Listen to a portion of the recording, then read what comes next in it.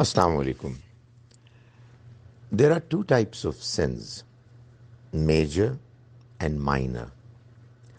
No sin is obviously welcome and needs to be encouraged, but quite obviously, some sins are huge and others are not quite as serious. As far as big sins are concerned, I mean, take the example of murder. If a person kills another person and has no problems, he's not embarrassed, is not prepared to make amends for what happened, and tries to justify it. In that case, if he is doing certain other good deeds, then it's either of the possibilities. Either the good deeds that he is doing are genuine, or they are weightless, they're valueless. If there are genuine good deeds, then this sin, crime of murder that he has committed is going to, these good deeds are going to affect him positively. He'll begin to realize that what he has done is not acceptable. He needs to do something to correct the wrong that he committed, etc. So that's what the understanding is. So likewise is the case with someone who was presented with God's message properly. He understood it and he just spurns, rejects it arrogantly.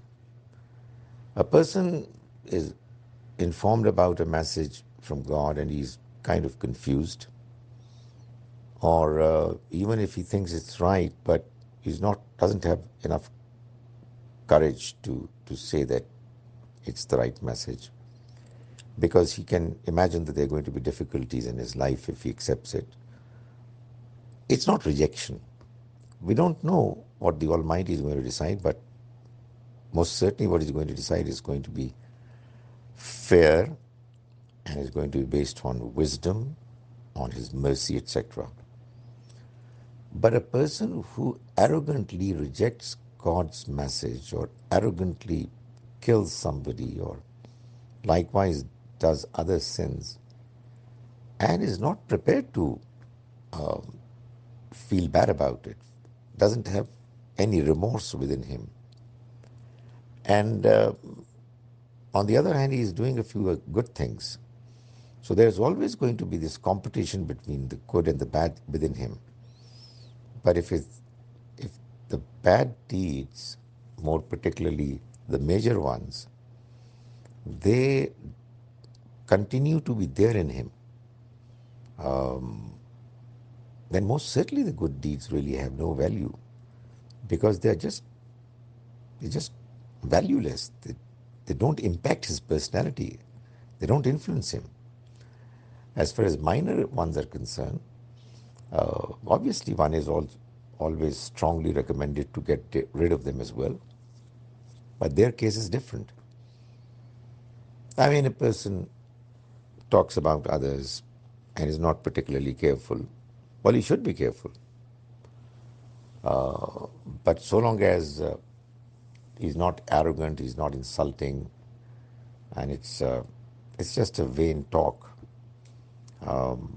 hopefully such deeds are not going to have the kind of impact that major evils would have.